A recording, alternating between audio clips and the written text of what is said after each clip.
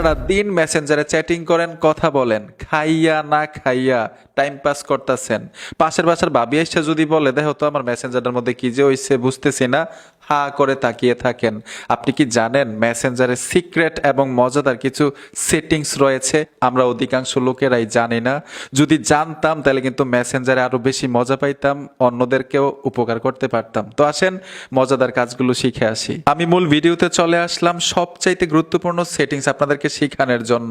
Messenger ব্যবহার করতে গেলে দেখবেন মেসেঞ্জারের মধ্যে অপ্রয়োজনে অনেকেই আপনাকে মেসেজ করতেছে, হয়তো আপনার প্রোফাইলের ছবিটা দেখে, ঠিক না?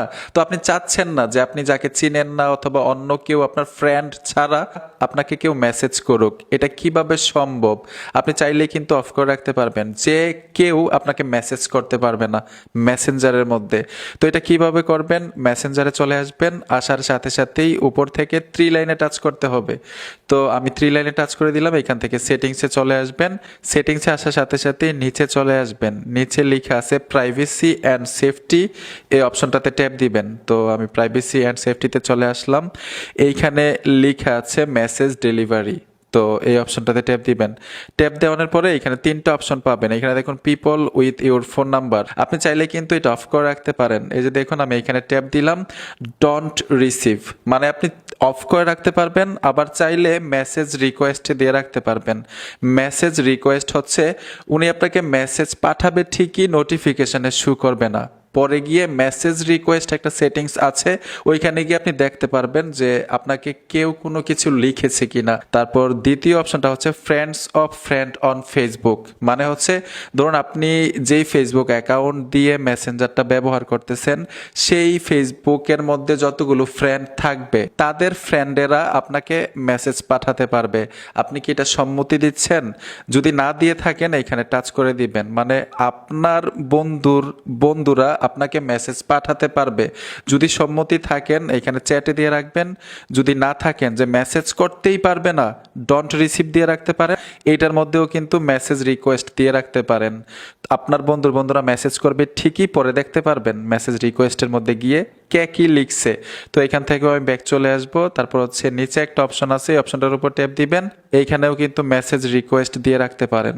তো মেসেজ রিকোয়েস্ট 3টা অপশনের মধ্যে যে আপনি দিয়ে রাখলেন, ধরুন কেউ কোনো কিছু লিখলো, অপরিচিত কেউ, আনপাবলিক, অথবা আপনার বন্ধুরা কোনো কিছু লিখলো, আপনি কিভাবে দেখবেন এটা আপনাদেরকে দেখাই দিচ্ছি। মেসেজ রিকোয়েস্ট কোথায় থাকে? মেসেঞ্জারে চলে আসলাম, আসার সাথে সাথেই উপরে 3 লাইনে টাচ করে দিবেন। 3 লাইনে আসার সাথে সাথে এখানে আপনারা পাবেন মেসেজ রিকোয়েস্ট। মেসেজ রিকোয়েস্টে টাচ করবেন।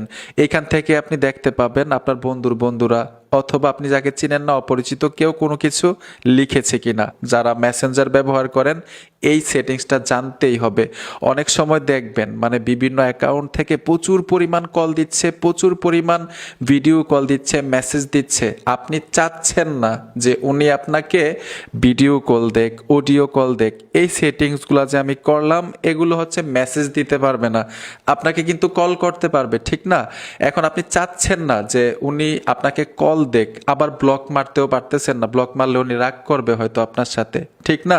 আপনি চাইলে কিন্তু এমন একটা সেটিংস করতে পারেন আপনার এইখানে নোটিফিকেশনে শো করবে না, আপনি বুঝতেই পারবেন না যে উনি আপনাকে কল দিচ্ছে, হাজার হাজার কল দিচ্ছে। তো এই অসাধারণ সেটিংসটা আপনি কিভাবে মেসেঞ্জারে করে রাখবেন আপনাদেরকে দেখাচ্ছি। মেসেঞ্জারে চলে আসলাম, যে অ্যাকাউন্ট থেকে প্রচুর পরিমাণ আপনাকে কল দেওয়া হয়, বিরক্ত করা হয়, ওই অ্যাকাউন্টের উপরে ট্যাপ দিবেন। এইখান থেকে আই বাটনে চলে আসবেন।